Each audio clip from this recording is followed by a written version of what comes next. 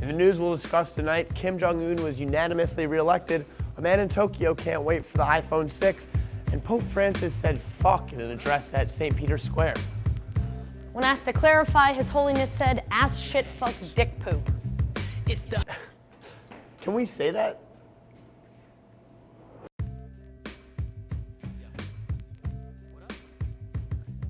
I'm Max Katz. And I'm DJ Mausner. And welcome to the game.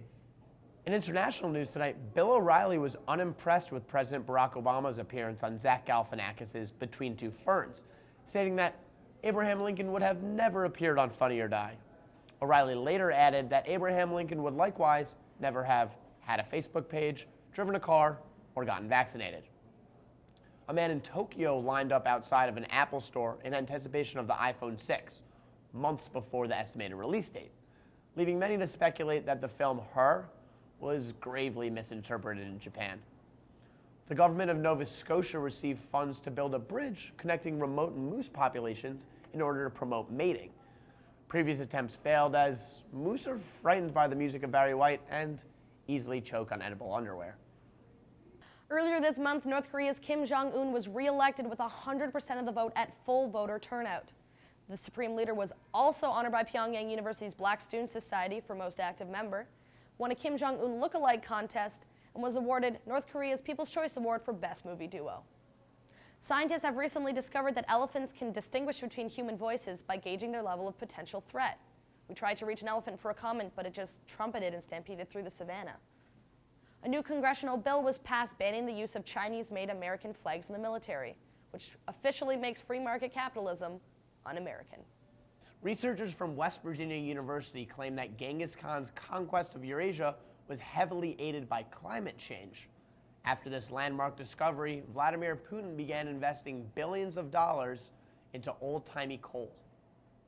A man in Texas was hospitalized after being stabbed by a replica Legend of Zelda Master Sword and then being knocked over the head with a flower pot. Doctors are concerned that the man will never again reach 5-heart health. A recent fashion trend emerged known as normcore, described as a stylized, self-aware blandness, marking the first time in history that your parents are more fashionable than you. Pauline Marois mentioned in a recent press conference that should Quebec become a separate nation, Canadian tourists will still be welcome, as long as they bring toilet paper, canned goods, and news from the outside world. Racist chef Paula Deen recently likened her struggle to repair her reputation to that of queer NFL prospect Michael Sam, which is about as similar as a salad and what Paula Deen calls a salad. And speaking of inappropriate Americans, military families were up in arms last week when soldier Terry Harrison posted a photo on Instagram of him and his colleagues around an American flag draped casket captioned, "We put the fun in funeral." Today, we'd like to offer up some captions of our own. We put the fun in the denial of fundamental respect. We put the hot in having no human decency. And we put the LOL in LOL Terry Harrison, you're a dumbass. But Max, not all Americans are that bad. Arizona Governor Jan Brewer vetoed SB 1062, a bill that would have allowed businesses to deny service to members of the queer community based off of religious freedoms. The queer community was justifiably happy about the dismissal of the bill, but as per usual, Fox News needed to have the last word. Roll the clip! It's a funny kind of sore winner in the gay rights movement that would say, a photographer doesn't want to photograph my wedding. I've got lots of other photographers I could go to, but I'm going to use the hammer of government to force them to do this. It's not neighborly and it's not nice. The gay rights movement is winning. They should be, as I say, not sore winners. Absolutely ridiculous. Well, we sent Dan, our American correspondent, to Arizona to see how the queer community is really reacting. What's it look like there, Dan? From what I can see, the Tucson, Arizona queer community is celebrating Jan Brewer's veto. Here with me are two people who have been positively affected by the overturning of the bill. Looks like you guys are celebrating victory today. Yeah, fucking right we are. We got our hands on some basic human rights. Since the bill's passed, I've been calling every photographer under the homophobic section of the Yellow Pages and asking them to cover my wedding, which will take place in Vermont.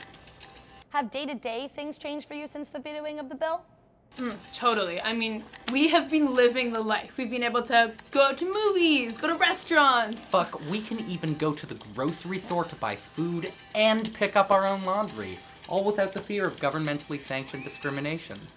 In your opinion, is there any downside to the veto of the bill? Yeah, well, regardless of the bill, we still can't get married, adopt kids, be comfortable in our place of worship. I just generally feel safe being who we are, have equal opportunity in applying for jobs. You know, the basics.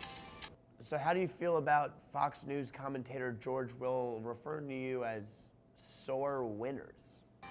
We're sore winners? I'm sorry, but I don't see anyone trying to take away his right to go to Dairy Queen. What a sore fucking loser. Well, looks like that's all the time we have for today, folks. Until next time, I'm Max Katz. And I'm DJ Mausner, and thanks for watching the game. What up?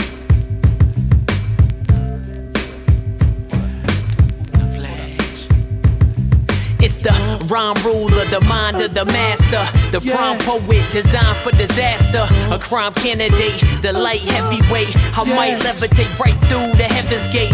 Rhymes record break neck spines and vertebrae. Simple and plain like Kanye, I heard him say it's murder one when he murder tracks. I'm a dirt bag flirting with songbirds and Birkin bags. My first raps catch Roberta Flack. I'm a certified Mac, but I'm sure you ain't heard of that. Slim Thug and them hoes.